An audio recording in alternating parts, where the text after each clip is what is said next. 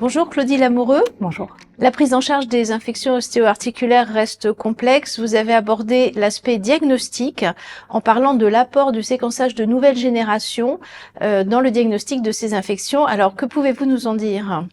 Alors le NGS, donc le séquençage de nouvelle génération, a montré des bonnes performances diagnostiques dans les infections ostéo-articulaires, dont les infections sur prothèse.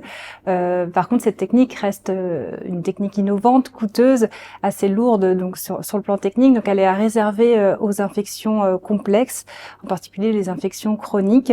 Et il est important aussi de réaliser cette technique sur plusieurs prélèvements pour apporter une documentation microbiologique la plus exhaustive possible.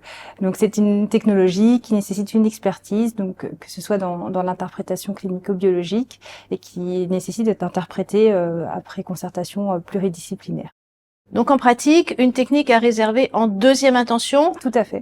Si les techniques traditionnelles ne permettent pas d'établir le diagnostic. Bien sûr, le NGS ne se substitue pas à la culture, bien sûr, puisque c'est pas du tout le même positionnement.